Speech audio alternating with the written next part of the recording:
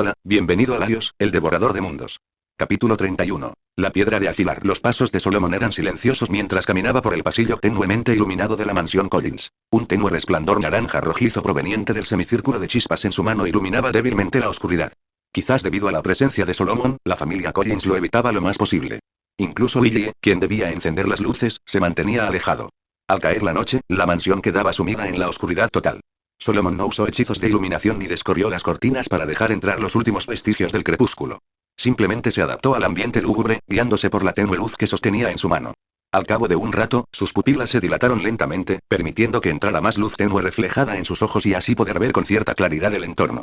Las cortinas negras se mecían levemente en el pasillo sin viento, como sombras vivientes. Los últimos rayos del crepúsculo se desvanecieron por completo tras filtrarse en el pasillo, y la noche envolvió rápidamente toda la mansión. El aura escalofriante de energía negativa se filtraba en cada rincón. Lo único que aún brillaba eran los 3 anillos de piedras preciosas en los dedos de Solomon, que ocasionalmente proyectaban débiles reflejos a través del pasillo. Ya los he mandado a dar un paseo, incluida Victoria. Desde que se convirtió en vampira, disfruta paseando bajo las estrellas. Al fin y al cabo, se ha despedido por completo del sol y de los bosques que tanto amaba, dijo Barnabas, apareciendo de repente en la oscuridad tras Solomon. Incluso ahora, vestía su atuendo del siglo XVIII, apoyado en su bastón con la espalda recta y su corbata de encaje blanco impecable. ¿De verdad no piensa cumplir su promesa y convertirnos de nuevo en humanos, señor Damonet? El libro de Visanti contiene, en efecto, el antídoto perfecto para la maldición. Por cada hechizo oscuro del libro, existe un hechizo de magia blanca correspondiente, dijo Salomón, pensándose un instante, pero luego se relajó lentamente sin darse la vuelta. Aún así, ¿de verdad crees que la magia blanca no te hará daño? Eso significa y... El vampiro salió lentamente, alzando las cejas. ¿Nunca podré volver a ser humano? ¿Y el método del libro de Visanti para romper la maldición consiste en matar al vampiro directamente? Sí, es un hechizo específico para lidiar con vampiros. ¿Y en qué otra cosa? Y nunca prometí convertirte de nuevo en humano, dijo Solomon, girándose lentamente para encarar al vampiro, sin soltar el hechizo. Lo que dije fue, esto se relaciona con mi segunda pregunta. Por lo tanto, no he roto mi palabra, señor Barnabas. Su historia es conmovedora, pero en última instancia irrelevante. Lo único que necesito es ese libro. En cuanto al tercer vampiro del pueblo, también es mi objetivo. Así que planeaste matarme desde el principio, dijo Barnabas con tono arrastrado, y mi historia no importaba en absoluto, ¿verdad? Sí, admitió Solomon sin dudarlo. Probablemente no te das cuenta de tu singularidad, señor Barnabas. Fuiste convertido en vampiro por la magia de ese libro, no naciste ni te convertiste por medios convencionales.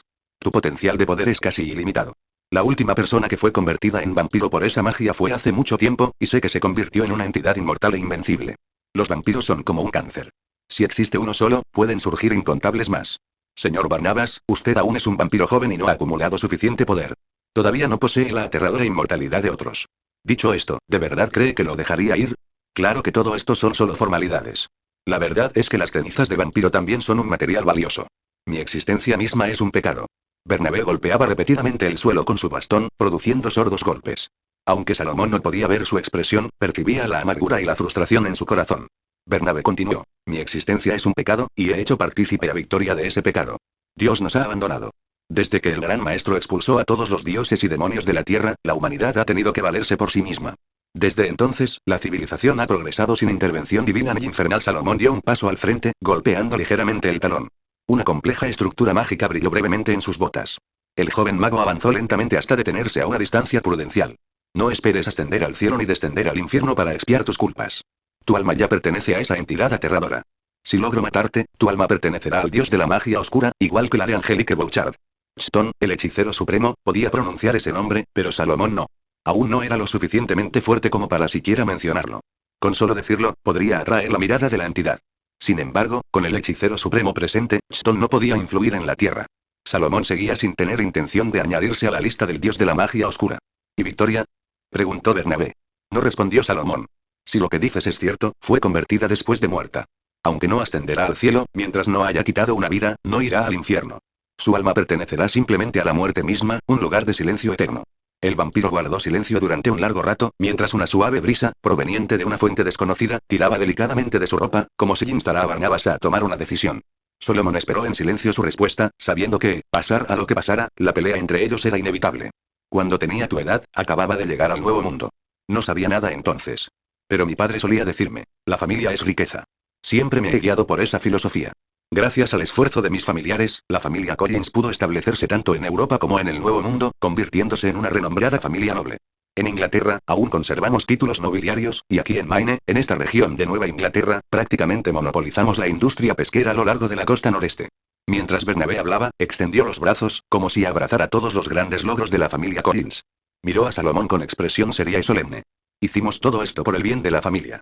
Independientemente del resultado, quiero que me prometas que, pase lo que pase, no implicarás a la familia Collins. Por la fuente de la magia blanca, juro en nombre de Visanti, asintió Salomón. Bien. Por fin entiendo dónde reside tu fe, dijo Bernabé con satisfacción, asintiendo. Pero aún tengo una pregunta más. Podrías haberme encontrado durante el día, ¿por qué ahora? Podría ser que... La expresión del joven mago se endureció.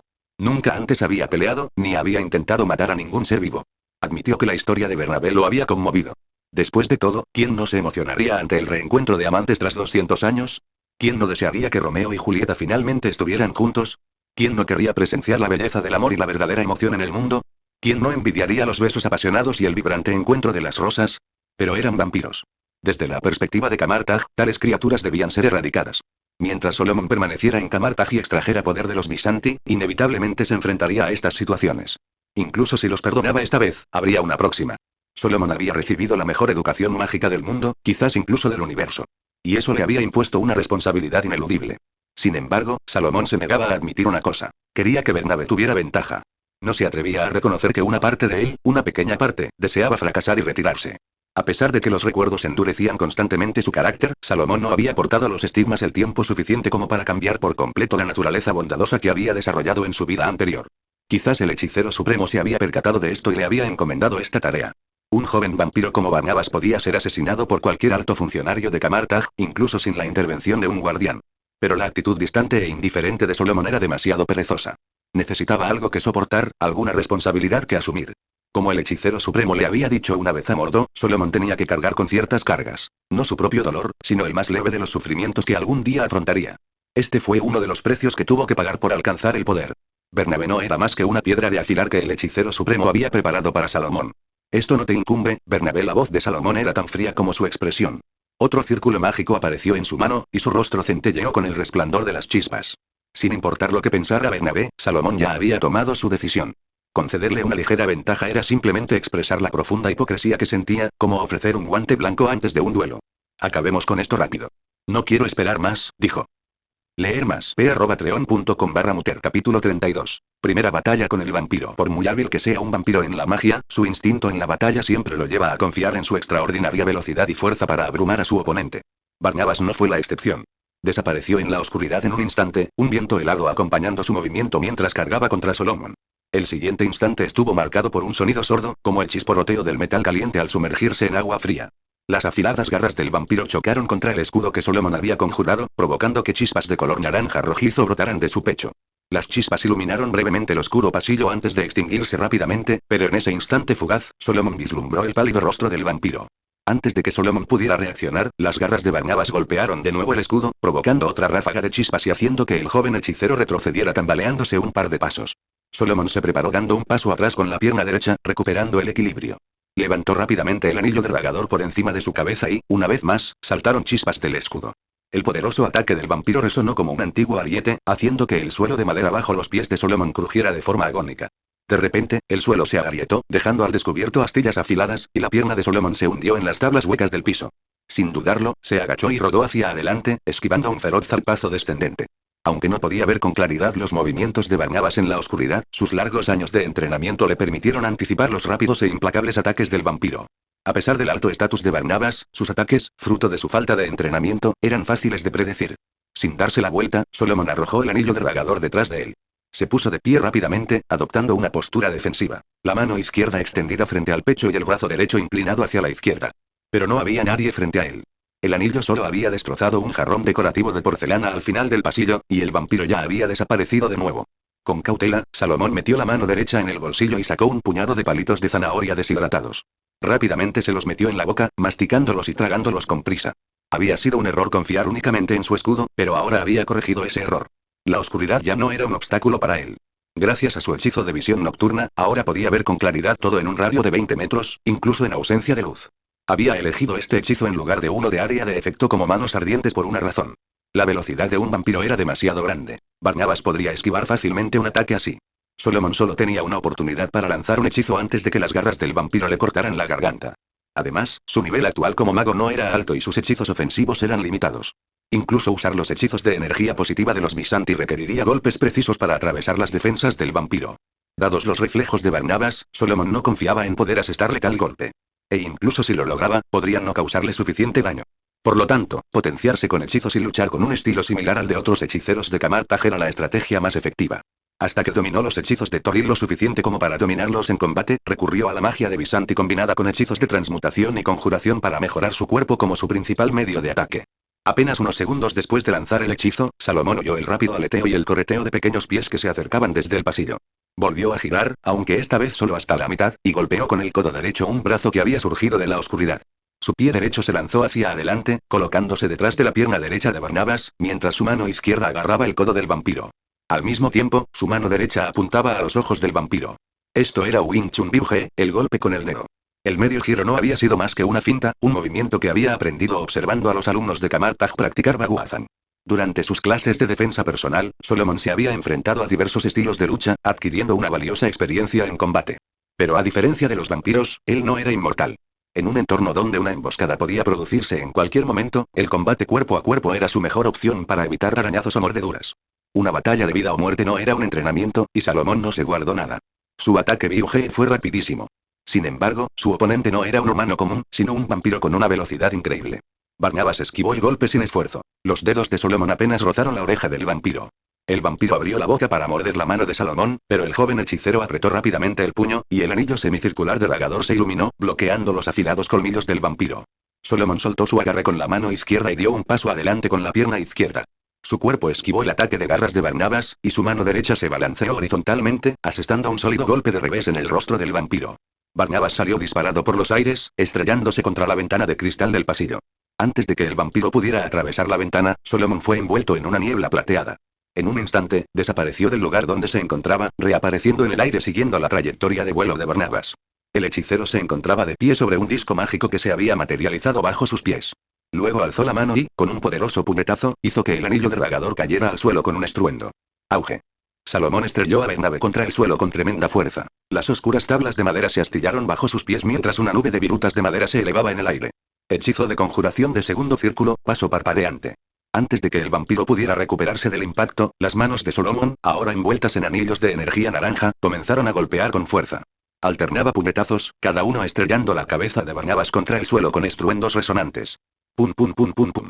El sonido resonaba como el redoble frenético de un festival, pero no había muchachas hermosas con yucatas, ni turistas animados, ni niños correteando. Solo había dos seres en el pasillo tenuemente iluminado. Uno de pie, con el rostro sombrío, el otro tendido en el suelo, con la vida o la muerte en el aire. La sangre salpicaba el suelo destrozado, mezclada con dientes rotos. Jadeo y Solomon retrocedió medio paso, respirando con dificultad como un náufrago rescatado. Su pecho se agitaba mientras sus manos ensangrentadas colgaban a sus costados, incluso los 3 anillos de Visanti manchados de carmesí. Le dolían los brazos. Toda la secuencia de movimientos, desde la finta inicial hasta los golpes finales, se había ejecutado en un esfuerzo continuo. Ni siquiera durante las clases de defensa personal en Camartage había participado en un combate cuerpo a cuerpo tan intenso. Además, había lanzado casi 50 puñetazos en un abrir y cerrar de ojos, llevando su cuerpo al límite, con el ácido láctico inundando ahora cada músculo de sus brazos. En realidad, no había tenido necesidad de luchar así.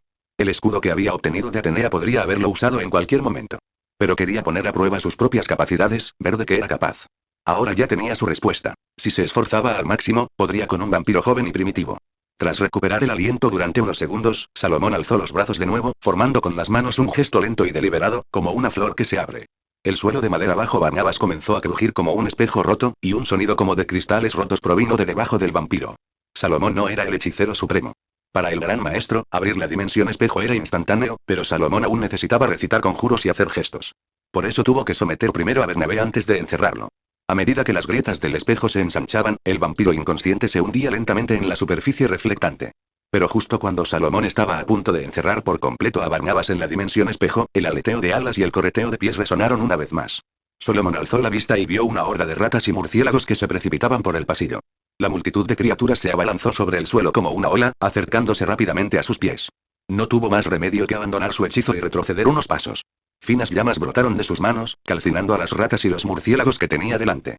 El fuego también prendió las cortinas que estaban frente a Salomón, y la repentina llamarada disipó todo rastro de oscuridad. Sin embargo, las criaturas no atacaron a Salomón. Se abalanzaron por el pasillo como el agua que rodea una isla, dejando al hechicero ileso.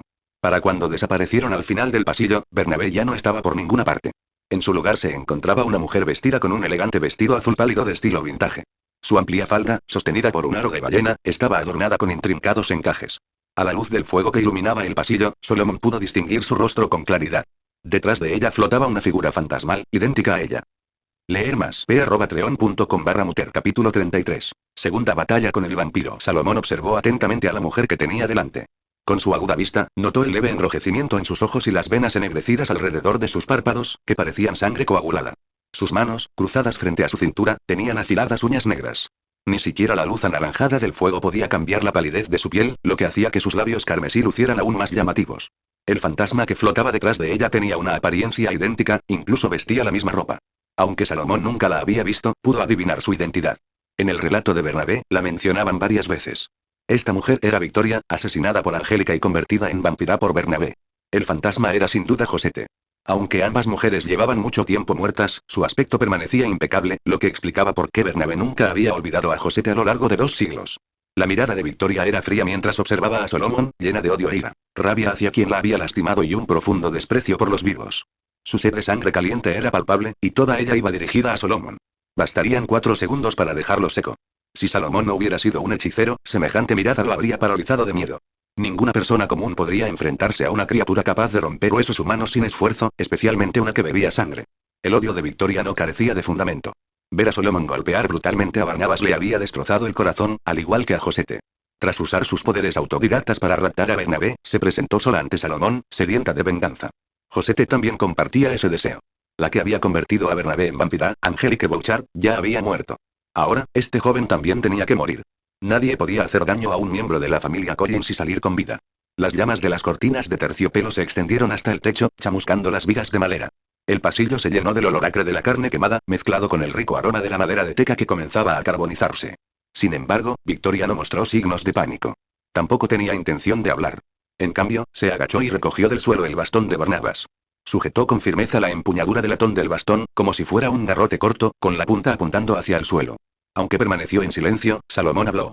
Tenía la intención de matarlo antes de ir a por ti, dijo. Lo enviaré a donde pertenece, y tu alma descansará en eterno silencio. Pero ahora veo que tengo otro objetivo al que enviar. Mientras hablaba, sus manos no dejaron de moverse. Sacó un pequeño trozo de cuero curtido y un frasco de polvo de plata, y se lanzó hechizos protectores específicos. La armadura de mago le proporcionaría una capa de defensa, incluso cuando le dolieran los músculos, mientras que la protección contra el bien y el mal lo protegería de la posesión del fantasma y de la magia del miedo. Hasta ahora, cada hechizo que Salomón había lanzado había sido elegido deliberadamente. Con la fuerza añadida de sus estigmas, si lograba asestar un golpe al vampiro o al fantasma, podía infligir un daño considerable. La magia que envolvía sus puños provenía de los Visanti, y la energía positiva era como veneno y ácido para los no muertos. Pero Victoria no tenía ganas de hablar. De repente, se abalanzó sobre Salomón. La falda de su vestido, sostenida por huesos de ballena, no le impidió moverse con agilidad. El fantasma de Josete la seguía de cerca, con las garras extendidas hacia el hechicero.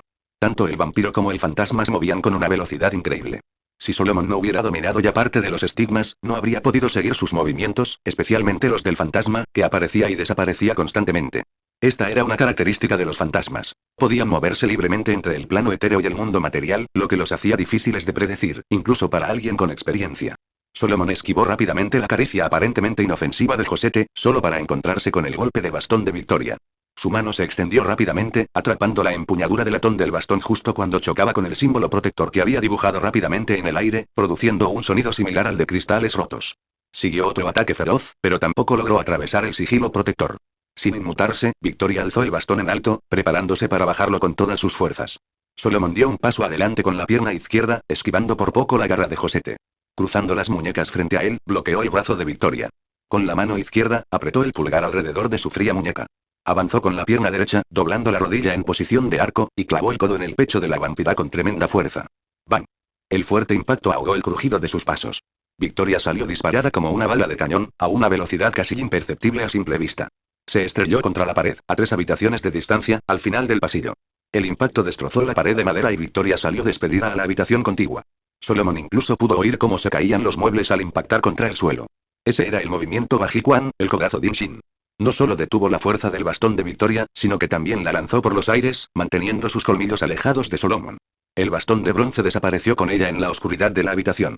A Solomon no le preocupaba que Victoria regresara de inmediato. Incluso los vampiros debían respetar los límites de la anatomía. Con la columna vertebral o las costillas lesionadas, Victoria no podría moverse durante un tiempo. De repente, un rostro espantoso apareció justo delante de Salomón. El rostro era una grotesca combinación de carne en descomposición y piel descamada que apenas se aferraba al músculo putrefacto que había debajo. Dientes torcidos y rotos sobresalían, con gusanos retorciéndose bajo la piel.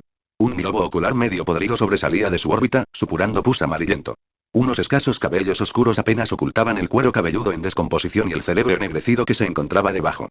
Un gusano salió alegremente del cerebro, alzando la cabeza como si fuera a saludar a Salomón. Pero una oleada de fortaleza mental aplacó el miedo que le invadía el corazón. Salomón apretó el puño izquierdo y anillos de energía de color naranja rojizo se desplegaron a su alrededor. Giró el cuerpo hacia la izquierda y estrelló el anillo dragador contra el rostro del fantasma. Antes de que Salomón y el fantasma pudieran separarse, el sonido de roedores correteando y el rápido aleteo de murciélagos resonaron una vez más desde el otro extremo del pasillo. Salomón se mantuvo firme y rápidamente recitó un conjuro, enviando una ráfaga de viento rugiente por el pasillo. El viento dispersó a las ratas y los murciélagos, derribándolos al suelo. Mientras las criaturas chillaban confundidas, Salomón saltó hacia atrás, zambulléndose en el espacio destrozado y parecido a un espejo que había detrás de él. Josete lo siguió, y la superficie del espejo fracturado desapareció del pasillo. Mientras tanto, el fuego seguía propagándose. Las llamas lamían el techo seco, haciendo que tablones de madera en llamas cayeran al suelo, esparciendo una lluvia de brasas incandescentes por el pasillo. Un humo denso se filtraba por cada grieta y rendija, saliendo por las ventanas y llenando el cielo oscuro de chispas ardientes. En el jardín de Collins Manor, apareció de repente un círculo de chispas. Estas chispas formaron un anillo, del cual emergió Salomón. Josete se quedó atrás en la dimensión espejo. Ya se ocuparía del fantasma más tarde. Su prioridad ahora era encontrar a Barnabas y matarlo, pues el vampiro seguía siendo su principal objetivo. Esta noche, la cacería continuaría. Leer más. p@treon.com/muter. Capítulo 34. Capítulo 34. Una breve explicación. El estilo de lucha de Solomon es un tanto ortodoxo. Los magos de bajo nivel en D&D, Dungeons y Dragons, no son tan glamorosos como la gente imagina. Solo tienen unos pocos hechizos, y cuando se les acaban, tienen que recurrir a blandir palos o disparar ballestas. Incluso si logran acertar con un conjuro menor, el daño no se compara con el de una ballesta o un garrote, y son vulnerables a los ataques. Incluso los monstruos del mismo nivel pueden inmovilizar fácilmente a un lanzador de conjuros. Gracias a los estigmas que potencian la agilidad y la fuerza, basé el estilo de combate en una mezcla de monje, brujo, con hechizos de Visanti y patrón celestial, y mago, hechizos de D&D. Si tuviera que crear una ficha de personaje, el desarrollo sería similar. Es realmente así de difícil. La escritura se ajusta tanto a las reglas que las batallas son complicadas. El vampiro tiene 18 de agilidad, y el protagonista no puede permitirse el lujo de desperdiciar un hechizo en un ataque que podría fallar. ¿No sería mejor lanzarse hechizos de mejora a sí mismo? La visión nocturna es necesaria para ver el entorno, así que hay que usarla. Paso brumoso es opcional para perseguir o huir, pero yo la usé para evitar ser empujado demasiado lejos. La habilidad armadura de mago ajusta la K base a 13 más el modificador de agilidad, lo que ayuda contra los ataques físicos, daño contundente. La protección contra el mal y el bien ayuda a combatir a los muertos vivientes, previniendo la posesión o los efectos del miedo. Casi todos los hechizos son situacionales. Si un mago de nivel 1 como Karsus, con 19 de fuerza, se enfrentara a un vampiro, la batalla se desarrollaría de esta manera. Incluso durante la era de Netheril, donde los espacios para hechizos no eran un problema, este sería el enfoque. Ese mago de alto nivel que juega con sus enemigos con un simple movimiento de muñeca. Ese es un personaje legendario, no lo que tenemos ahora. Los magos de bajo nivel deben cuidar sus espacios de conjuro y usarlos donde realmente importan. No te creas el cliché de Blade donde un vampiro cae de un solo golpe. Si la magia aún no ha entrado en juego, sigue siendo una escaramuza menor. Ahora, permítanme explicar la singularidad de Barnabas. Lo he creado como alguien transformado en vampiro por la maldición del Darkhold. En Marvel, solo existe un vampiro así. Ese vampiro, tras perder las ganas de vivir, le cedió su poder a Drácula y murió al exponerse al sol. En cuanto a Drácula, ni siquiera la muerte puede detenerlo, lo que debería darles una idea de la importancia de Barnabas. Pero Bernabe todavía tiene poco más de 200 años, es decir, es bastante joven. Por este motivo, aumenté la regeneración de HP de Barnabas de 20 a 30, lo que lo hace mucho más difícil de vencer. La de Victoria está fijada en 25. Cada ataque de vampiro consta de 2 acciones. Barnabas golpea una vez con las manos desnudas y luego muerde, mientras que Victoria realiza un ataque contundente seguido de una mordedura. Esto se ajusta perfectamente a las reglas, e incluso tiro dados para comprobarlo. Así que no hay necesidad de discutir. Ya he mejorado enormemente las habilidades del protagonista. Si estuviera escribiendo esto basándome en un mago común, el protagonista ya habría muerto. Por último, no den por sentado que los magos son robots fríos y sin emociones, centrados únicamente en lo arcano. ¿Cómo encajaría el Minster en ese molde? Incluso tiene romances con madres e hijas. Además, no crean que el comportamiento de los magos siempre es calculado. ¿Qué pasa entonces con Manson, líder de los Zentarim, que creó más de 80 clones de sí mismo? Los magos no son artillería, son especialistas en control. La artillería es dominio de los brujos y los psiónicos. La verdadera fuerza de un mago reside en lanzar el hechizo adecuado en el momento preciso, no en arrojar la bola de fuego más grande. Por favor, no utilicen interpretaciones secundarias de otras obras para definir a los magos. Al fin y al cabo, son solo una clase. Leer más. p@treon.com/muter. Capítulo 35. La familia es la verdadera riqueza. La planta superior de la enorme villa estaba envuelta en llamas, y las chispas eran transportadas por la brisa nocturna, elevándose hacia el cielo. Solomon permanecía de pie en el jardín empedrado, mirando la mansión en llamas. Detrás de él, se alzaban retorcidos y grotescos arbustos negros, cuya profunda oscuridad permanecía intacta incluso ante las brillantes llamas. La energía negativa que sustentaba a Barnabas y Victoria ya había comenzado a corroer la tierra dentro de la mansión. Por eso la temperatura en Colin Manor era ligeramente más baja que en otros lugares. Las personas que permanecían en la zona se verían lentamente afectadas por la energía negativa, envejeciendo y enfermando. Aunque Willy siempre había sido un borracho, el frío no había hecho más que aumentar su afición a la bebida. Solomon observó cómo el borracho Willy salía tambaleándose por la puerta principal, presa del pánico. El viejo sirviente había llamado a los bomberos tras descubrir el incendio, y Solomon había oído claramente su conversación con ellos. Pero Solomon no salió de las sombras para detenerlo.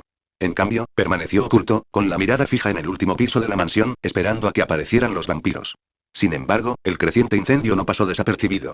Aunque el terreno que rodeaba Colin Manor era privado, las llamas que se propagaban rápidamente y el resplandor que proyectaban en el cielo nocturno pronto llamaron la atención de muchos en el pueblo cercano. Solomon no tuvo que esperar mucho antes de ver un coche entrar a toda velocidad en el jardín. Los miembros supervivientes de la familia Collins saltaron del vehículo presas del pánico antes incluso de que se detuviera por completo. Al ver a Willy, lo agarraron de inmediato, intentando sacarle información al viejo sirviente. De hecho, cuando Victoria se transformó repentinamente en murciélago y voló hacia la mansión mientras caminaban, Elizabeth ya presentía que algo andaba mal. Sus peores temores se habían hecho realidad. La mujer más decidida de la familia Collins ordenó inmediatamente a Caroline que los llevara de vuelta a Colin Manor, pero al acercarse a la puerta, vieron las imponentes llamas. Willy, borracho, apenas podía hablar con claridad. Por mucho que Caroline negara con la cabeza o por muchas preguntas que hiciera Elizabeth, Willy solo podía decir que, aturdido, había oído algunos ruidos. Antes de que pudiera comprobarlo, un humo denso había llenado los pasillos, y cuando salió corriendo, la mansión ya estaba en llamas. Fue ese mago. Gruñó Caroline con rabia, con voz grave y gutural. Olfateó el aire, intentando captar algún olor. La expresión de Elizabeth era indescifrable, su postura erguida y firme, como si hubiera regresado la astuta y capaz líder de la familia Collins de hacía 31 años.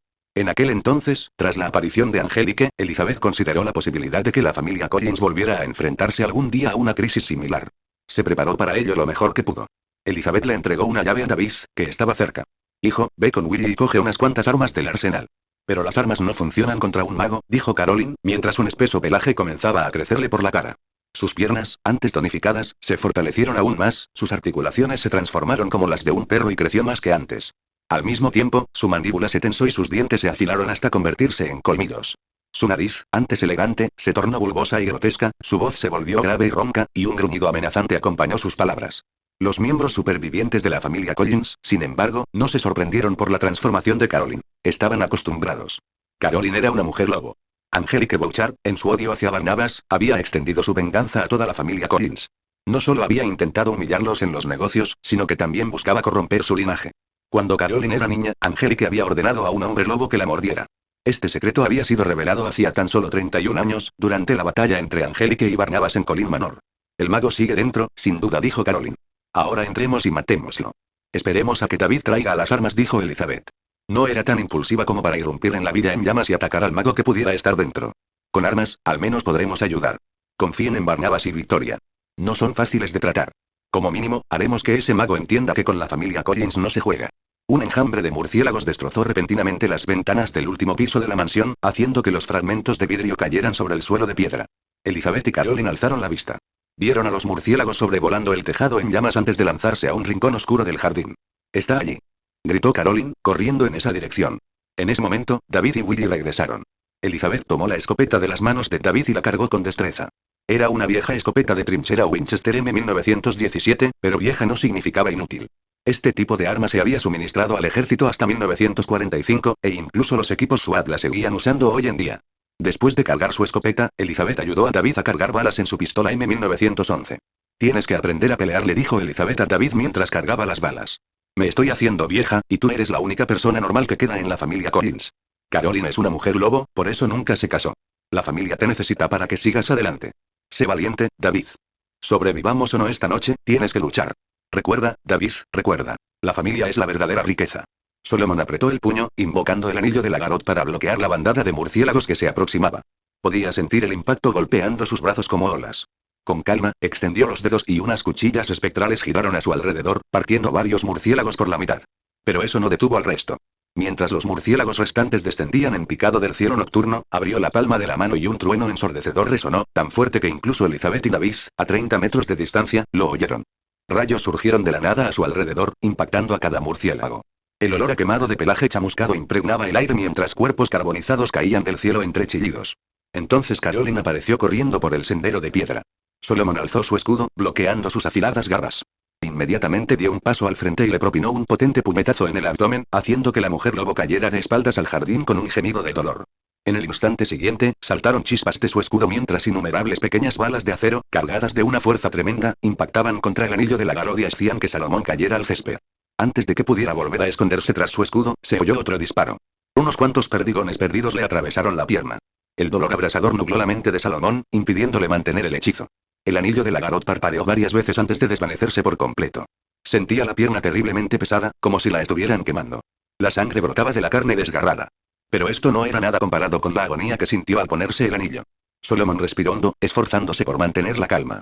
Se dio la vuelta, su cuerpo cubierto de hierba, y se puso de pie con dificultad, apenas pudiendo mantenerse en pie sobre el suelo empapado de sangre.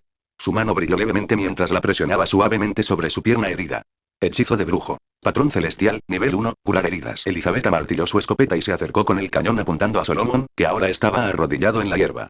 Victoria apareció detrás de Elizabeth en un enjambre de murciélagos, mirando con odio a Solomon. Estás acabado. Nadie puede salvarte ahora. Leer más. p@treon.com/muter. Capítulo 36. Capítulo 36, un dilema. Bajo el suave resplandor blanco, la herida de Salomón sanó lentamente. La energía positiva obró maravillas en las lesiones externas y, en cuestión de segundos, la herida dejó de sangrar. Comenzó a crecer tejido nuevo, formando músculos y piel nuevos. Me temo que no podré cumplir mi promesa, señor Barnabas, dijo Solomon, sin prestar atención a la escopeta de Elizabeth ni a las amenazas de Victoria. Permaneció arrodillado, hablando con calma. A menos que los deje ir ahora, no les haré daño. ¿Va a mostrarse, señor vampiro? Su as bajo la manga había permanecido bien escondido, y aún no lo había revelado. Esto le infundió confianza para amenazar al vampiro. Fue una decisión crucial que podría poner fin rápidamente al enfrentamiento, pero el daño colateral sería inmenso. Solomon no quería involucrar a los miembros vivos de la familia Collins. Ellos simplemente intentaban proteger a sus seres queridos, algo que él comprendía perfectamente. Si él hubiera estado en su lugar, probablemente habría actuado de forma aún más extrema. Elizabeth demostró una gran moderación al limitarse a apuntarle con una pistola en lugar de volarle la cabeza de inmediato. El disparo anterior de Elizabeth solo lo había alcanzado porque fue un ataque sorpresa. Ahora que estaba a la intemperie, Solomon confiaba en que, incluso sin hechizos defensivos, no volvería de golpearlo.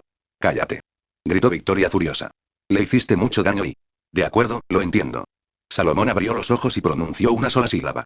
Al instante siguiente, se vio rodeado de nuevo por una niebla plateada. ¡Bam! Elizabeth disparó al instante, pero solo alcanzó un trozo de tierra y hierba. Solomon había desaparecido. ¿Dónde está?, rugió Caroline. Victoria y Elizabeth escudriñaron frenéticamente los alrededores, mientras David apuntaba nerviosamente con su arma a los arbustos oscuros y siniestros, un lugar que lo llenaba de pavor, como si algo pudiera aparecer de repente. Ahora se sentía aliviado de haber enviado a Willy a recibir a los bomberos en la puerta. Un viejo borracho no tenía cabida en una situación tan peligrosa. Nadie sería tan insensato como para darle un arma. Transcurrieron unos instantes, y justo cuando pensaban que Salomón se había marchado, apareció un círculo de chispas de color naranja rojizo en el sendero de piedra gris que tenían detrás. Salomón salió de aquel círculo. La intuición de David, al final, no se equivocó. Salomón, en efecto, había estado entre los arbustos, donde abrió un portal para recuperar algo. Ahora, sostenía ese objeto en su mano. Era un escudo redondo de bronce con un tenue brillo dorado. La superficie estaba grabada con escamas que recordaban a las de una serpiente, y a cada lado presentaba un patrón en forma de diamante. En el centro del escudo se encontraba la cabeza esculpida de una mujer en bronce, con el rostro contraído en una expresión de extrema agonía. De la cabeza de la mujer brotaban serpientes que se extendían hacia afuera, cubriendo el escudo. Sin dudarlo, Elizabeth volvió a disparar su escopeta. Los perdigones rebotaron en el escudo, provocando chispas, pero no se produjo ni una sola abolladura en su superficie. Disparó una vez más, pero ni siquiera la fuerza del disparo logró mover a Solomon un ápice. Este era el égida, Aero, el escudo de Zeus, también conocido como el escudo de Medusa. Independientemente de su nombre o de los mitos que lo rodean, su mayor poder provenía de la cabeza de Medusa. Desde que Perseo la cortó y Atenea la incrustó en el escudo, este poseía un poder inmenso. Cualquiera que mirara la cabeza de Medusa se convertía en piedra. Salomón chasqueó los dedos y 4 brillantes orbes blancos comenzaron a rodear el escudo. Inclinó la cabeza y recitó en silencio el conjuro que Atenea le había enseñado. Sin que él lo viera, el rostro agonizante de Medusa abrió lentamente los ojos, que se movían como si aún estuvieran vivos, escudriñando los alrededores. Las serpientes de su cabeza se liberaron del escudo, deslizándose y escupiendo veneno en todas direcciones. Escuchó gritos y nombres que se pronunciaban. Victoria llamaba a Bernabé, Elizabeth a Caroline y Caroline a David. Las voces se superponían en una cacofonía caótica. Pero pronto cesaron los gritos, aunque Salomón permaneció con la cabeza gacha, impasible. Solo después de una larga pausa bajó finalmente el escudo. 4 estatuas de piedra, con intrincados detalles, se erguían en la oscuridad, con los rostros congelados en expresiones de terror e incredulidad. Victoria había intentado abalanzarse sobre Solomón, Elizabeth se había interpuesto entre su hija Caroline y ella, Caroline, había apartado a David, intentando protegerlo. Pero independientemente de sus acciones, cualquiera que mirara la cabeza de Medusa del escudo quedaba petrificado de forma irreversible, incluyendo su ropa e incluso sus armas.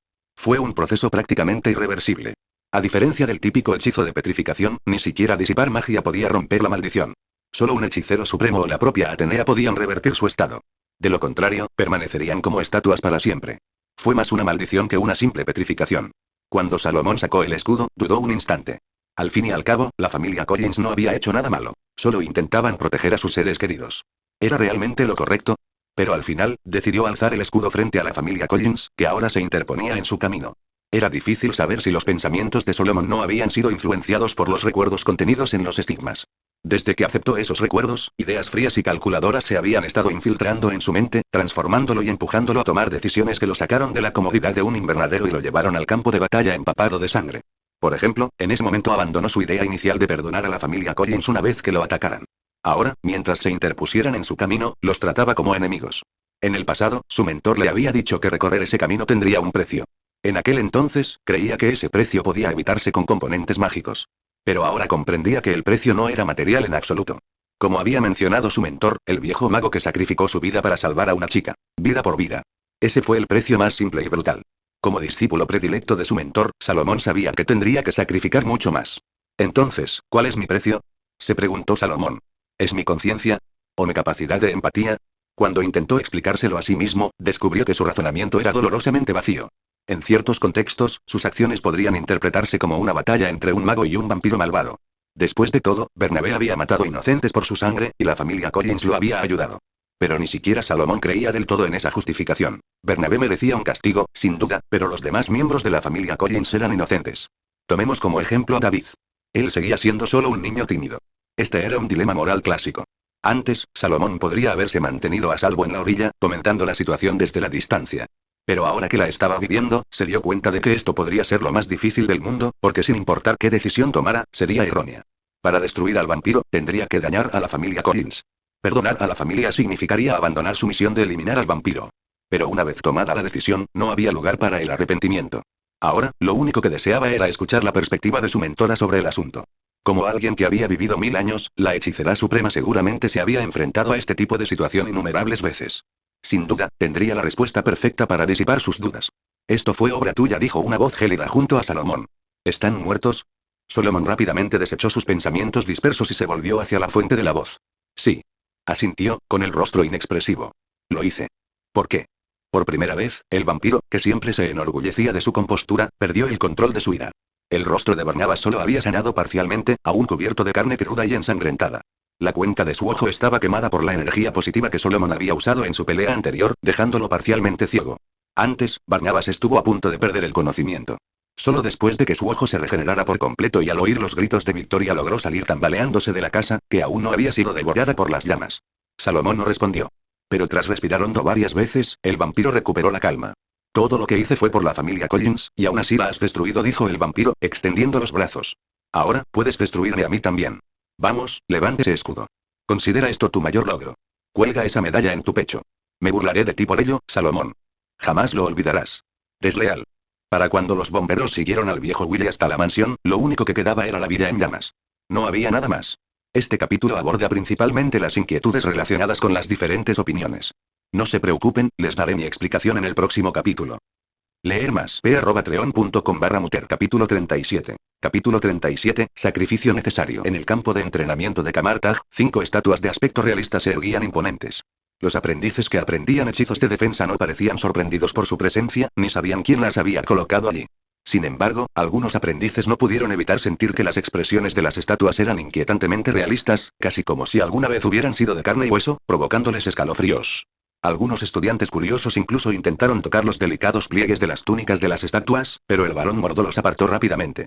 En el rostro de Mordo no había ni rastro de alegría. Sabía perfectamente por lo que estaba pasando su discípulo menor, Salomón. Salomón ya había tomado su decisión, y las consecuencias de esa elección estaban ante los ojos de Mordo. Esto le preocupaba. Incluso albergaba cierto resentimiento hacia el anciano por haber puesto a Salomón en semejante situación. Después de todo, Salomón era un tanto solitario y rara vez salía de Camartag.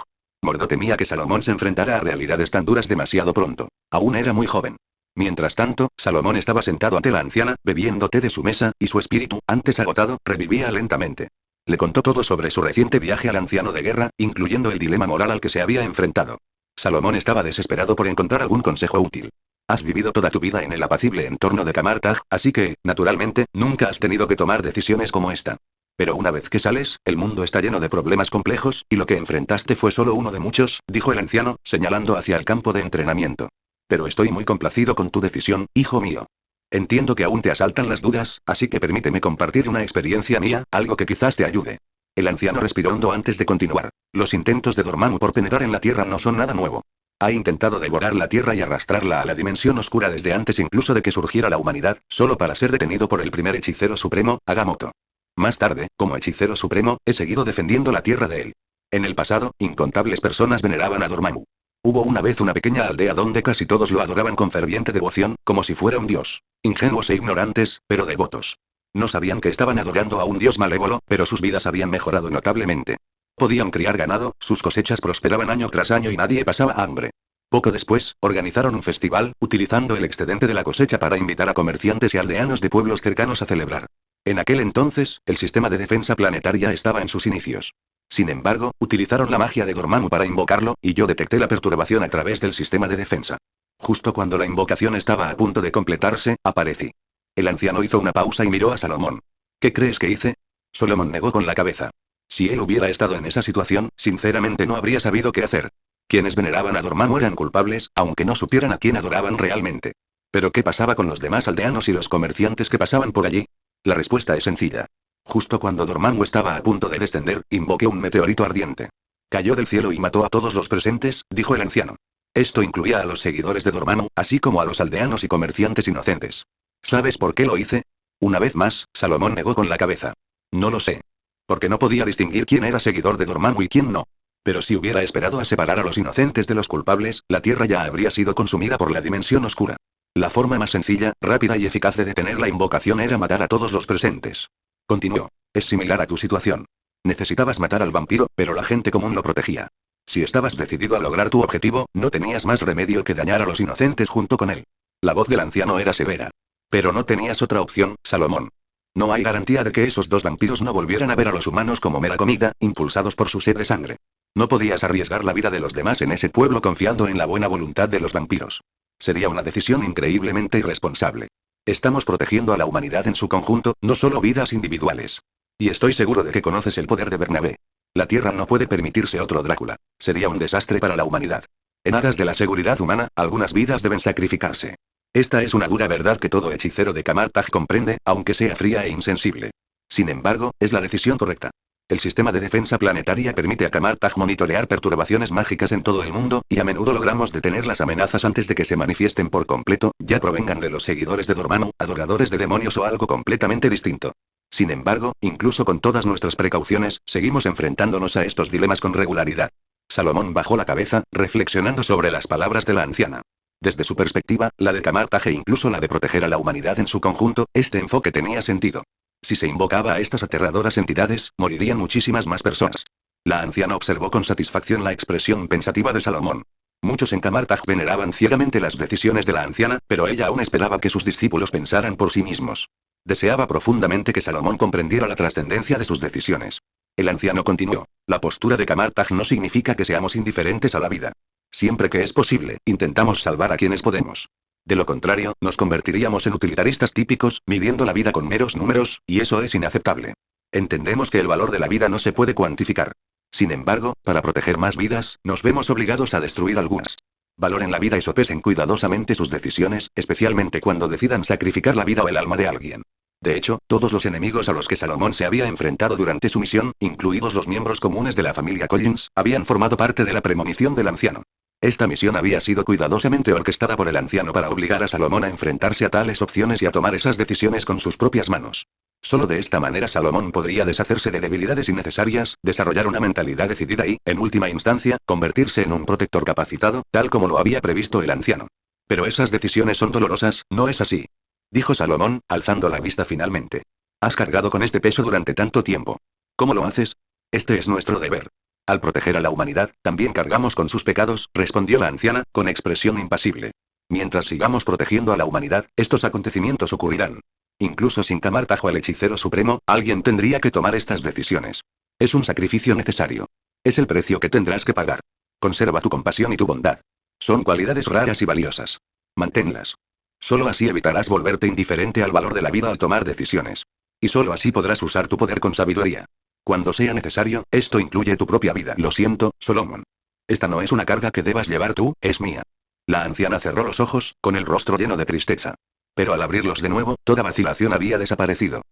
Leer más. p@treon.com/muter. Capítulo 38. Capítulo 38. Finalizando. El anciano era el gobernante de Midgard, el rey de la tierra, un título ganado a través de las batallas mágicas libradas y reconocido por la mayoría de los seres del universo. Como gobernante, el anciano apreciaba a la humanidad como un soberano aprecia a su pueblo, sopesando cuidadosamente cada vida en sus manos. El anciano también inculcó estos valores en Salomón, instándolo a amar a la humanidad, a examinar la necesidad de cada sacrificio y a evitar el desperdicio sin sentido de vidas.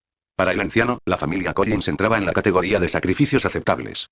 Si bien ocultar a un vampiro no era un delito castigado con la muerte, oponerse a los cazadores de magos místicos que los exterminaban sí lo era. Esta era la ley establecida por el hechicero supremo como gobernante de este mundo, y aunque la gente común desconocía la existencia de Kamar Taj, estaba sujeta a sus leyes. En cuanto a la carga que suponen decisiones tan difíciles, el anciano creía que era algo que les correspondía a ellos, y que algún día Salomón también asumiría esa responsabilidad. Solomon aceptó rápidamente este razonamiento, sobre todo cuando la familia Collins lo atacó intentando proteger a sus parientes. Aunque dudó un instante, finalmente decidió acabar con el ejida. No era excesivamente sentimental, solo empático. De lo contrario, su vida tranquila del pasado le habría dificultado endurecer su corazón y matar a alguien, pero aún así lo hizo. Una vez tomada la decisión, no había lugar para el arrepentimiento. Solo le quedaban algunas tareas finales por realizar. Tras descansar un día, regresaba al pequeño pueblo de Collins para exterminar por completo a los vampiros y hombres lobo. Al fin y al cabo, los vampiros y los hombres lobo podían propagarse entre la gente común, al igual que las células cancerosas que acechan en la sociedad humana. Estas criaturas que se escondían en las sombras llevaban mucho tiempo siendo objetivo de exterminio de Kamar Taj. La purificación de Collins Town fue una tarea que le encomendó el hechicero supremo. El anciano creía que no había necesidad de apresurar la búsqueda del Darkhold, ya que el libro que Salomón encontró había sido escrito por un alquimista italiano medieval. Incluso si Salomón llegaba al lugar, existía una alta probabilidad de que el Darkhold ya hubiera sido trasladado u oculto. Si alguien estuviera leyendo el Darkhold en ese momento, sin duda provocaría un incidente grave, y el sistema de defensa planetaria de Kamar Taj lo habría detectado. A la anciana tampoco le preocupaba que Salomón corriera peligro en Collins Town. De hecho, la animaba a relajarse cazando hombres lobo y vampiros, considerándolo un entrenamiento de combate. Sin embargo, dado que la familia Collins no había proporcionado ninguna información sobre los demás vampiros del pueblo, Solomon tuvo que empezar su búsqueda desde cero. Esto le dio tiempo para perfeccionar sus habilidades mágicas. Al fin y al cabo, luchar en una arena de entrenamiento no le reportaría una mejora real. Durante el mes siguiente, además de sus estudios habituales con Atenea, Salomón solía llevar mariscos a Kamar Taj. Traía salmón y atún, pero sobre todo las famosas langostas de Boston, en Maine. Al abrir un portal directo al fondo marino, la presión del agua empujaba los mariscos a través de él. Incluso las langostas que se escondían en las profundidades de las cuevas eran arrastradas, y una vez que Salomón cerraba el portal, simplemente las recogía del suelo. Los aprendices de Kamar Taj estaban sumamente agradecidos por la comida que les había traído Salomón. Después de todo, el anciano les había exigido que abandonaran sus deseos y calmaran sus almas, lo que significaba que la única comida disponible en el comedor principal era repollo hervido. Para disfrutar de una comida digna, debían viajar al santuario de Hong Kong. Ahora, cada noche, en el campus principal de Kamar Taj se servían mariscos frescos, y el anciano hacía la vista gorda. En realidad, la tradición de comer solo repollo hervido había sido autoimpuesta por los aprendices del pasado a lo largo de los siglos, y extrañamente se había convertido en una costumbre. El anciano no estaba seguro de si era bueno o malo, así que lo dejaron pasar. Además de llevar marisco a Kamar Taj, Solomon también envió algunos a su dojo de Wing Chun y a Atena. Hiciste un trabajo excelente. Tras escuchar la explicación de Salomón sobre su reciente ausencia, el disgusto inicial de Atenea desapareció. En su opinión, un joven héroe debía empezar a demostrar su valía matando a algunos monstruos, hazañas que algún día serían cantadas en las baladas de los bardos. En cuanto a los miembros comunes de la familia Collins, a Atenea no le importaban en absoluto. Lo que sí le importaba era que Salomón hubiera usado la égida que ella le había regalado, y esto complació enormemente a Atenea. ¿Qué significaba esto? Significaba que Salomón era un héroe protegido por Atenea. Si Salomón lograba montar a Pegaso frente a los demás, Atenea estaría aún más satisfecha. Satisfecha con su excentricidad, Atenea le preparó a Salomón un plato de salmón del Atlántico. Este pescado, rico en grasas, se preparaba quitándole las espinas, marinándolo y sazonándolo antes de asarlo a la parrilla. Salomón solía comer varios trozos hasta quedar completamente satisfecho. Como las habilidades culinarias de Atenea eran muy superiores a las de los chefs del Camartag, Solomon se aseguraba de visitar su casa todos los días para almorzar durante su época de caza de vampiros y hombres lobo en Collinstown. Cada mediodía, Athena preparaba platos como salmón teriyaki, salmón curado con remolacha y langosta a la parrilla para reponer las energías de Solomon tras sus agotadoras cacerías. En realidad, la situación en Collinstown no era compleja, pero sí requería mucho tiempo. La tercera vampira del pueblo era en realidad la doctora de la familia Collins, Julia Hoffman, quien llevaba 31 años desaparecida, según los archivos de la policía local. Aunque Solomon no estaba seguro de cómo Barnabas la había convertido en vampira, tras vigilarla durante un tiempo, utilizó el cabello que encontró en la escena del crimen, y que localizó mediante magia, para lanzar Marca del Cazador, un hechizo de adivinación de segundo nivel. Esto le permitió localizarla fácilmente y decapitar rápidamente a la joven vampira, dejando que su cabeza se desintegrara en cenizas bajo el sol. Los hombres lobo, por otro lado, eran más problemáticos. Si bien tanto los hombres lobo como los vampiros tenían vínculos con el Darkhold, convertir a alguien en hombre lobo era mucho más sencillo que crear un vampiro. La mordedura de un hombre lobo bastaba para infectar a una persona con la maldición de la licantropía a través de su saliva. Si lograban no devorar a una víctima en su furia incesante, su número aumentaría. Solomon desconocía el origen de los hombres lobo y cuántos eran. Todos vivían con identidades normales en Collinstown y, a diferencia de los vampiros, no temían a la luz del sol, por lo que se movían libremente durante el día. Tras la muerte de Angelique Bouchard, estos hombres lobos se dispersaron por toda la ciudad, lo que prolongó la búsqueda de Solomon. Tuvo que usar grandes cantidades de miel y ungüento de loto para lanzar repetidamente el conjuro detectar disfraz de segundo nivel e identificar a los hombres lobo en su forma humana. También contactó al charlatán conductor de piel oscura que lo había llevado a Collins Manor, pidiéndole que lo ayudara a rastrear a los hombres lobo y registrar sus direcciones. Solomon planeaba regresar a Collinstown una vez que estuviera completamente descansado y con todas sus habilidades mágicas en plena forma, para acabar con los hombres lobo cuando estuvieran solos. Oye, me he dado cuenta de que la gente a la que me pediste que siguiera no vive mucho tiempo, comentó el conductor mientras contaba su dinero. ¿A qué te dedicas exactamente? Soy un agente de Shield. Esa gente eran narcotraficantes. Solomon extendió una placa de identificación negra, pero antes de que el conductor pudiera tocarla, la retiró. Al fin y al cabo, era solo un hechizo de ilusión que se descubriría al tocarlo. ¿No me estás tomando el pelo? Los ojos del conductor se abrieron de par en par, casi a punto de salir corriendo, pero tras un instante, expresó sus dudas. Observó con atención a Solomon, que estaba absorto en sus apuntes en su cuaderno, y con tono burlón dijo: No me lo puedo creer. Pareces más joven que mi hijo. Es porque soy muy inteligente que entré pronto en la Academia Shield, respondió Solomon con un suspiro exagerado. Nada de videojuegos, ni cómics, ni siquiera uso el móvil de vez en cuando. La vida es dura, por eso solicité esta misión. Recuerda, nunca me viste y no puedes mencionarme a nadie. Además, ¿dónde está tu cámara de salpicadero? ¿Cómo es que no tienes una cámara de salpicadero en este coche viejo? Entendido, lo comprendo. El conductor hizo un gesto de aprobación. Ahora ve a comprarme una Coca-Cola. Fría, no Pepsi. Leer más. p@treon.com/muter. Capítulo 39. Conclusiones. PD. Este capítulo no es apto para activistas por los derechos de los animales, personas sentimentales, personas generosas con los sacrificios ajenos, defensores del desarme parcial, fans de personajes tipo Mary Sue de Crepúsculo, ni personas con poca capacidad de pensamiento crítico.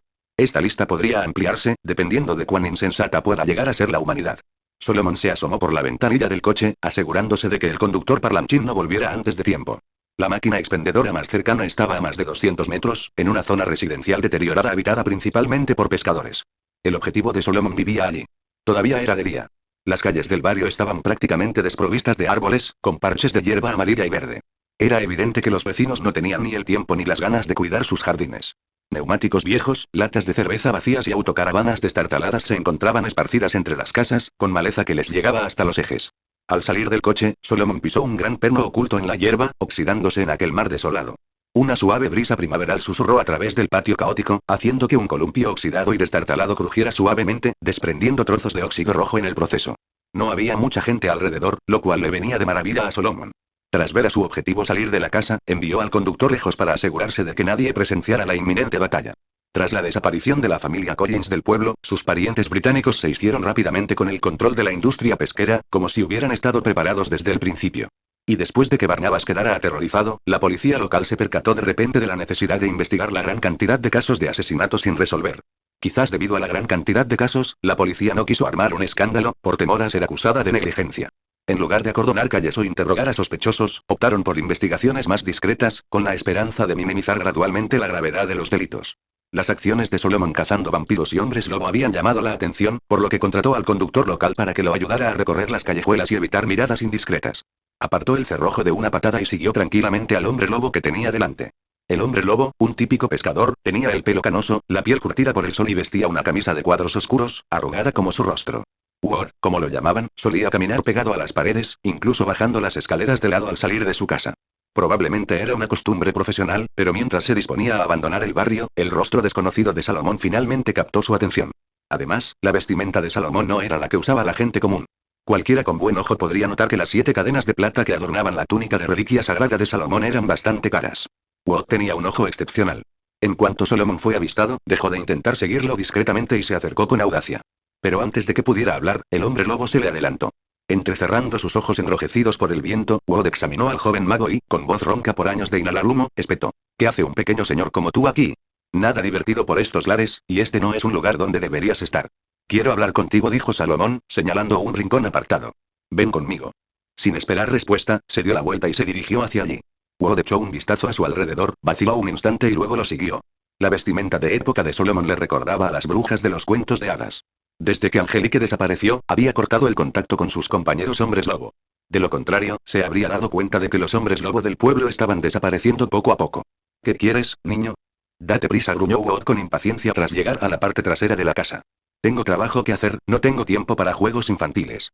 No irás a ninguna parte, señor Ward, respondió Solomon tras confirmar que estaban solos. Lo siento, pero no puedo permitir que ningún hombre lobo salga vivo de aquí. Bastaba con una sola mordida para que la sucia saliva del hombre lobo transmitiera la maldición de la licantropía. Bajo la luna llena, un nuevo hombre lobo emergía y el ciclo continuaba. Esto era algo que no se podía tolerar. ¿Eres un mago? Maldita sea. Lo sabía.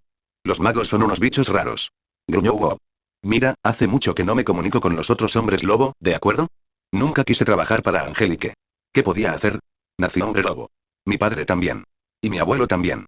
Si no trabajara para ella, estaría muerto. Y Angelique lleva 31 años desaparecida. Por fin me liberé. Ahora solo soy un pescador común y corriente. Pesco para mantener a mi familia, ahorrar para la educación de mis hijos, no hice nada malo. Lo siento, señor Wu. Sean cuales sean sus motivos, ser un hombre lobo en este mundo es un pecado original, dijo Solomon con frialdad. No puedo garantizar que no muerda a nadie, ni que sus hijos no se conviertan en hombres lobo. Wood entró en pánico y extendió las manos. Oigan, escuchen, nunca he mordido a nadie, lo juro. Mis hijos tampoco son hombres lobo. Preferiría venderle mi alma al diablo antes que dejar que mis hijos se conviertan en hombres lobo. Tras haber trabajado para Angelique, Wood conocía el poder aterrador de las brujas. Incluso los hombres lobo temían el poder y la crueldad de esa bruja. Según sus ancianos, Angelique había vivido más de 200 años, manteniéndose joven y poderosa durante todo ese tiempo.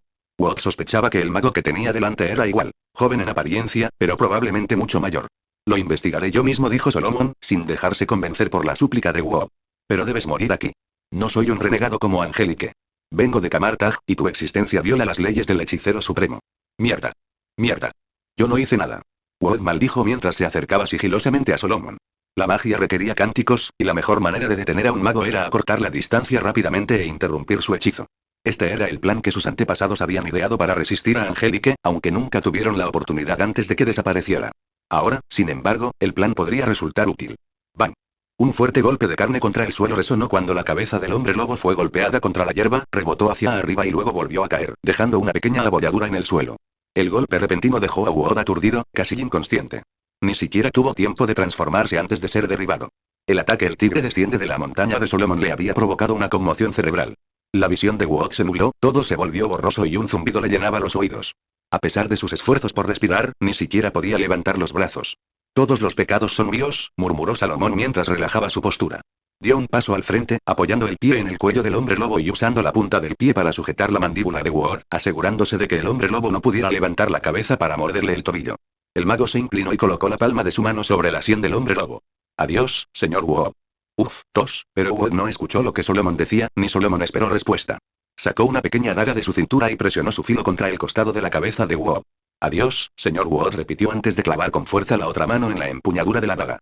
La reluciente hoja se hundió en la sien del hombre lobo en un instante. Solomon sintió que el hombre lobo debajo de él se estremecía un par de veces antes de quedarse inmóvil. Sacó la daga, limpió la hoja en la camisa de Wood y la guardó en su vaina. Este era el hombre lobo más débil que jamás había cazado. ¿No te aburría estar aquí sentado?, preguntó el conductor al regresar al coche con una botella de cerveza y una de Coca-Cola. Claramente, se había detenido en algún sitio que no fuera la máquina expendedora. Le entregó la Coca-Cola fría a Solomon, que estaba sentado en el asiento del copiloto. Toma, bien fría. Solomon abrió la lata y la golpeó contra la del conductor. Salud. Joder, esto me ha sentado de maravilla. El conductor se bebió la mitad de la cerveza y luego le preguntó a Solomon: ¿y ahora a dónde vamos? Donde sea. El trabajo está hecho. Solomon exhaló y se recostó en su asiento, cerrando los ojos. No solo había matado a un hombre lobo. ¿Cómo podía el hijo del hombre lobo ser una persona común y corriente? Pede, por favor, denme una recomendación.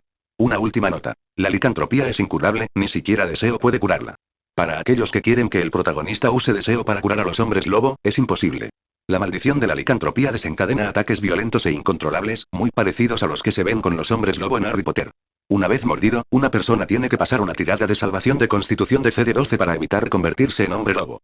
La mayoría de las personas tienen un modificador de constitución de 0, lo que significa que hay aproximadamente un 60% de probabilidad de que se conviertan. Por supuesto, esto suponiendo que sobrevivan al ataque del hombre lobo y que no sean destrozados antes.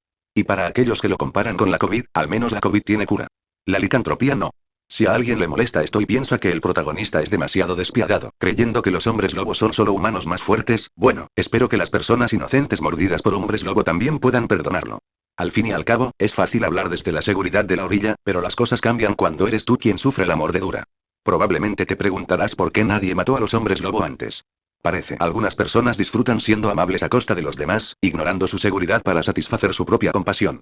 La humanidad del protagonista es para los humanos. Leer más. p@treon.com/muter. Capítulo 40. Las palabras de un hombre, las artimañas de un mentiroso. La supuesta actividad de relajación que el anciano organizó para Salomón era, en realidad, una forma de fortalecer su fortaleza mental. Sin embargo, el barón Mordo y Caecilius estaban algo disgustados. En su opinión, Salomón era demasiado joven y alguien de su edad no debería estar cubierto de sangre. Antes incluso de que Salomón naciera, yo decía que el punto de partida de cada persona es diferente. Él nunca estuvo destinado a una vida ordinaria. Aunque esto no sea necesariamente algo bueno, no tiene más remedio que aceptarlo. Es una dificultad que debe soportar. La anciana les ofreció tazas de té a sus dos discípulos. Para Salomón, no hay nada más relajante que quedarse en su habitación jugando a videojuegos. Por eso le permito que se dedique a sus aficiones. ¿Adivinan cuánto tiempo se quedará en su habitación cuando vuelva de Collinstone esta vez? Mordo y Caecilius intercambiaron miradas silenciosas. Originalmente, tareas como la caza de vampiros y hombres lobo deberían haberles sido asignadas a ellos o a los guardianes del santuario de Nueva York, pero el hechicero supremo había encomendado estas responsabilidades a Solomon. Habían presentado solicitudes para encargarse ellos mismos de estas misiones, pero el anciano las había rechazado en cada ocasión, lo que inevitablemente les preocupaba. Sobre todo porque cada vez que Salomón regresaba, traía montones de mariscos a Camartag, lo que hacía que Mordo pensara que Salomón estaba siendo demasiado despreocupado, incluso subestimando a sus enemigos. Tranquilos, dijo el anciano, leyendo sus pensamientos. No den por sentado que el desempeño de Salomón en sus clases de defensa es una muestra real de su fuerza. Se está conteniendo. Si liberara todo su potencial y luchara contra ustedes cuerpo a cuerpo, no tendrían ninguna posibilidad. Maestro, ¿qué son exactamente estos estigmas de Salomón?, preguntó Caecilius tras reflexionar un momento. Me parece que los estigmas que lleva son completamente diferentes de lo que solemos entender. Sumado al extraño fenómeno de su nacimiento, creo que tienes razón, Caecilius, respondió el anciano. Precisamente por eso estaba allí. No podemos permitir que fuerzas extradimensionales interfieran con la Tierra. ¿Pero acaso Salomón traicionará a la humanidad?, preguntó Mordo frunciendo el ceño. El de la Biblia lo hizo y estoy preocupado y no lo hará. Salomón es humano de pies a cabeza, aunque es un poco especial, respondió el hechicero supremo. Salomón es un ateo, lo cual es crucial, y me complace mucho que tenga tanta convicción. Es algo que a la mayoría de la gente le falta. A menudo creen que los seres poderosos son dioses y piensan que adorar a estas entidades extradimensionales les traerá la salvación. Este tipo de ignorancia aún prevalece hoy en día. Incluso tú, Mordo y Caecilius, a pesar de saber que el dios de la Biblia es una entidad extradimensional, aún albergas un vacío en tu corazón debido a tu fe perdida. Este vacío se vuelve cada vez más urgente de llenar. Nunca ha existido un dios todopoderoso, y si existiera, sin duda sería una mentira. El tono de la anciana se tornó más severo mientras continuaba. Además, nuestra relación con los Visanti es puramente transaccional. Los Visanti pueden ser nuestros protectores, pero ni siquiera ellos son dignos de veneración. Mientras tanto, el conductor recorría las calles con Solomon en el asiento del copiloto. Encendió la radio y bebió un sorbo de cerveza, conduciendo de forma algo errática. Al cabo de un rato, miró a Solomon, que miraba por la ventana. Oye, amigo, ¿te vas?, preguntó el conductor. Sí, me voy, respondió Solomon, sintiéndose aliviado tras haber terminado sus tareas en Collinstone. Todos los hombres lobo que había encontrado habían sido neutralizados, aunque en ello habían participado muchas personas. El hijo de un hombre lobo no podía ser un humano común y corriente, y Solomon no había creído ni una palabra de lo que Ward, el hombre lobo, había dicho. De ninguna manera dejaría vivir a ningún joven hombre lobo, ya que podrían morder a alguien en el futuro. El pueblo no era grande, y el conductor ya lo había llevado de paseo varias veces. Las mismas escenas se repetían ante los ojos de Solomon, pero no se aburría. Disfrutaba de esta vida monótona. Aparte de Camartag, no había mucho más en este mundo que le interesara, solo la magia. ¿Va a regresar a Nueva York?, preguntó el conductor. No, el clima de Londres me sienta mejor. Es tranquilo y apacible, y aunque llueve a menudo, no es un gran problema, respondió Solomon mientras se desabrochaba el cinturón de seguridad y se estiraba. Déjame más adelante. ¿Cómo vas a volver? El conductor dio otro trago a su cerveza, y el taxi aceleró de repente antes de volver a frenar. Era evidente que había bebido demasiado y ahora le costaba distinguir entre el acelerador y el freno. Solomon, sin embargo, no resultó herido. Permaneció inmóvil en su asiento. Eso es un secreto, amigo, dijo Solomon, metiendo unos cuantos billetes más en el bolsillo del conductor. Has bebido demasiado. Detente. Espere. Tras detener el coche, el conductor agitó la mano mientras sacaba apresuradamente un trozo de papel de la guantera. Buscó a tientas su teléfono antes de garabatear algo en el papel. Un instante después, le entregó a Solomon el trozo de madera con un nombre y un número de teléfono escritos. Conozco a un tipo en Londres. Al parecer, es bastante bueno en esto. Deberías llamarlo la próxima vez que estés en una misión. Solomon miró el nombre en el papel, con la boca abierta de sorpresa. Últimamente, se habían producido varios incendios en Collingstone, y Solomon había calcinado la mayoría de los cuerpos. Algunos de los hombres lobo que había perseguido hasta el bosque habían sido arrojados al océano. Las acciones de Solomon habían puesto a la policía local contra las cuerdas, desbordada por la enorme cantidad de casos sin resolver. Con la ciudad ahora asolada por múltiples masacres, donde familias enteras habían sido aniquiladas, no quedaba ni un solo sospechoso con vida. Los medios de comunicación comenzaron a presentar a la policía local como incompetente, lo que generó un ambiente tenso en la ciudad. Pero, en definitiva, no había afectado la vida de los residentes, solo había añadido algunos chismes a sus conversaciones durante la cena. Al fin y al cabo, esto era Estados Unidos, donde incluso caminar por la calle podía significar recibir un disparo. El único que sabía la verdad era el conductor. Pero hay quienes, después de beber, disfrutan presumiendo. Cuanto más beben, más grandes son sus mentiras. Ahora, el rumor de que un agente de Shield había visitado Collingstone se había extendido entre la mayoría de los hombres de mediana edad del pueblo. Incluso un pescador nonagenario postrado en cama se sabía la historia de memoria. Al fin y al cabo, ningún hombre que hubiera surcado los mares podía vivir sin alcohol. Incluso sentado en una silla de ruedas, seguiría queriendo una copa. En el bar del barrio, todos podían describir vívidamente la apariencia del agente de Shield, como si lo hubieran visto con sus propios ojos. Una versión lo describía como un hombre blanco de mediana edad, calvo y bien vestido, con una sonrisa amable. Otra decía que era completamente calvo, llevaba un parche en el ojo y una chaqueta de cuero. Un hombre negro. Algunos incluso afirmaban que los muertos habían sido asesinados por espías extranjeros. Y con unos tragos más de whisky, el asesino se convertía de repente en un extraterrestre. Las historias se volvían cada vez más extravagantes con cada trago, cada relato era lo más exagerado posible, y la calidad de la narración dependía del precio de las bebidas. Este grupo de hombres de mediana edad incluía a la mayoría de los agentes de la policía local, lo que dejó perplejos y furiosos a los policías de Collingstone. Incluso se vieron obligados a presentar una protesta ante Shield por operar fuera de su jurisdicción. Todos los asesinatos siguieron un patrón similar, lo que llevó a la policía a creer que fueron cometidos por la misma persona. Normalmente, los asesinatos en serie como este deberían ser reportados al FBI, pero la policía de Collingstone no había informado a las autoridades federales, ni tampoco habían notificado a Shield. Durante los últimos 31 años, se habían producido asesinatos en la ciudad cada año, y ninguno de ellos se había resuelto. Por eso la policía decidió encubrir todos los casos. Si los medios de comunicación descubrían estos fallos del pasado, se expondría el despilfarro del dinero de los contribuyentes y la campaña de reelección del alcalde estaría en peligro. El presupuesto del departamento de policía también correría riesgo. El engaño desde arriba era una práctica universal. Todos los políticos lo entendían instintivamente, sin necesidad de que se lo enseñaran. Nadie quería que la ciudad se inundara de agentes del FBI, periodistas sensacionalistas, supuestos videntes o cadenas de televisión en apuros. Maine siempre había sido un lugar donde sucedían cosas malas. Collingstone ni siquiera era tan destacable. Sin embargo, la protesta de la policía de Collingstone fue inútil, ya que Shield no respondía ante el FBI, sino ante el Consejo de Seguridad Mundial. Al recibir la queja policial, Shield se mostró confundida. No habían enviado ningún agente a Collingstone, lo que significaba que alguien se había hecho pasar por ellos. Como resultado, un agente que acababa de terminar una misión fue enviado a investigar. Sí. Era él. Vestido de traje, calvo, un señor mayor y simpático. Gritó un anciano con gafas de sol apoyado en un bastón. Papá. ¿Estás de pie? ¿Eh? Leer más. p@treon.com/muter. No olvides que lo escuchaste en Labios, el devorador de mundos.